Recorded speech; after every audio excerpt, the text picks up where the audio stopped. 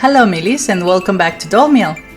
Last time I had so much fun creating the satyr girls that I decided to continue the theme and create fantasy creatures. Only this time I wanted to create my own fantasy creature. After going down the Pinterest hole searching for inspiration, I came with this design. His name is Koko, and he's a creature that comes to life from all the nice and sweet dreams kids have. He is adaptable, and some of his kind live in forests, others in cities, and others even in the clouds. Depends on what type of dreams the kid had to form them. While I designed him, I of course thought of Twyla, as she is tiny and her body shape does not have many curves. I start the traditional prep work right away. We will need the hands, so let's save those for other costumes.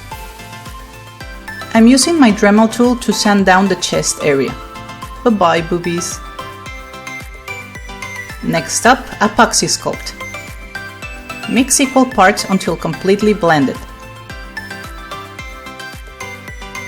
I will start with the arms. Remember using a bit of water to help smooth the transitions as much as possible. Now we will use a bit of wire cut in the same length pieces to set where the fingers will go. Let's leave that to dry for a bit so we can work on the sanded chest area.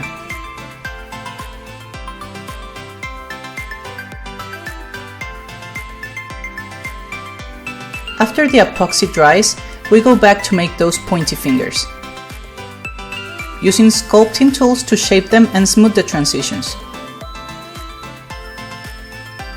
And I do the exact same things with the legs.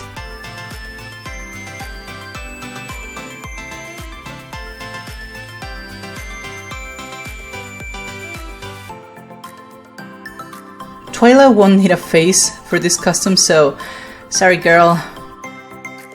Gotta cut that profile evenly. Also the ears. Using some wire, we're gonna give shape to the ears.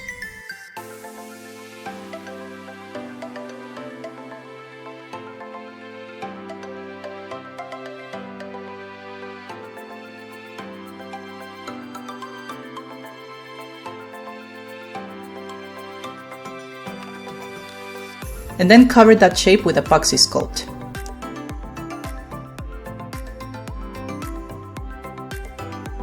The head can go back to the body now. Gonna try to smooth over the areas where epoxy meets plastic as much as possible using some fine-grained sanding paper. The time for the mask has come. I cover the face completely, keeping a rounder shape.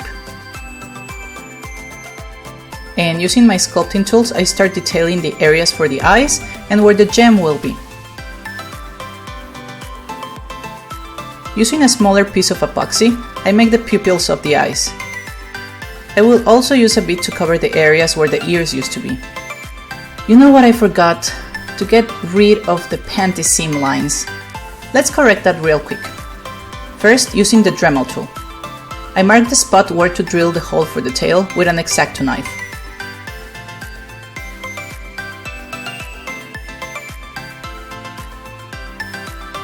And finally sand over to make that surface as smooth as possible. Much better now, right? I use some liquid mask to make a dividing line between colors. I will be using my airbrush to apply all the body color, but I will use my brushes to detail the finer parts. Black for the sclera and blue for the pupil.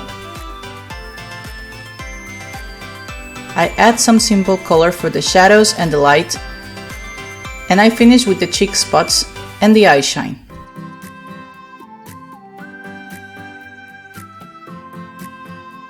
With the general body paint finish, I can remove the liquid mask and paint the turquoise color dividing lines.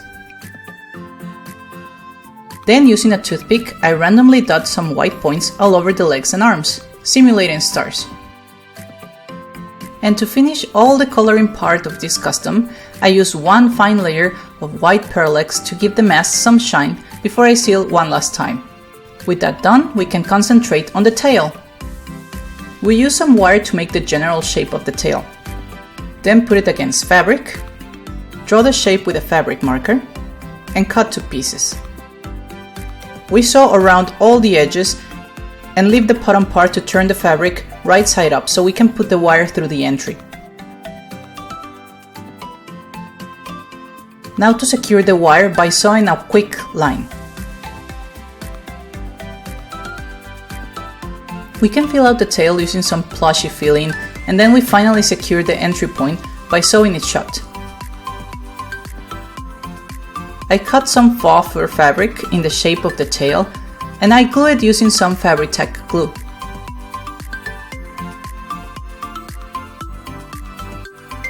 And on the other side, I glue some purple wefts I prepared and completely forgot to record. Layering up until the fur is completely covered. Now I'm going to glue the wefts for the ears and the hair.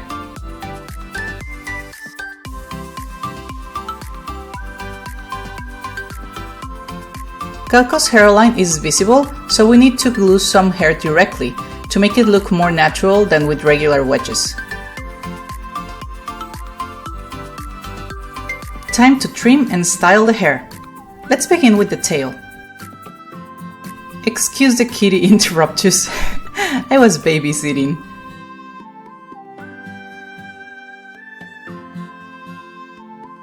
With the tail trimmed, we can bring out the epoxy glue.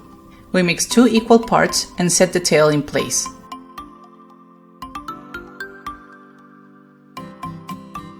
Now we gotta wait overnight for it to dry completely. With the tail set, it's time to continue the trimming. And this time we can trim the hair on the head. His hair is a mess of spikes, so it is pretty easy to cut and style. Using some leftover purple yarn, I glue some of it where tail meets back, so the transition looks more realistic and natural. I almost forgot the fluffy chest hair, which I will correct now, using the same method for the hairline and the back. Finally, to finish the hair, we can use some purple pastel to color the tips of all strands. The gem can finally be superglued to the space on the forehead. And of course, let's not forget the long black scarf he's wearing. We cut the edges in multiple parts per the design. And using some white paint, we make those edges look a bit rougher and dirty. With this accessory done, our little Koko is finished.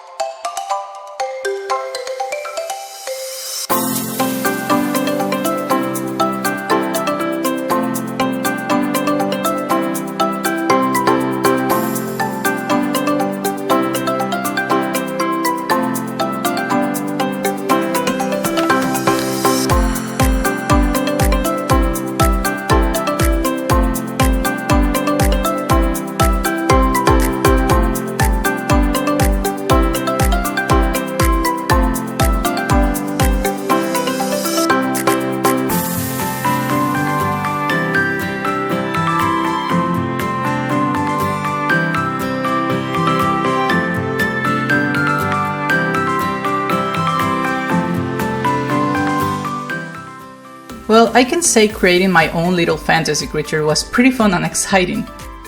I love the concept I created. I love the idea of a creature born from happy and sweet dreams. I think it's really cute and I would love for that to happen. Koko is a happy-go-lucky creature. Always curious, always friendly and excited. As I said, he's all the good that comes from kids' dreams, so of course he'd be like that. He also loves shiny things, but if he knows it belongs to someone else, he will gladly give it back. Or if it doesn't belong to anyone, he will share it with anyone who wants it.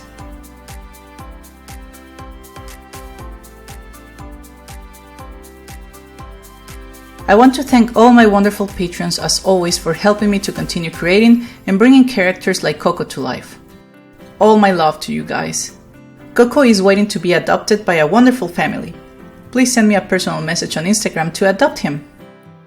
Thank you so much as always for watching, Millies. I will see you on the next video. Tschüss!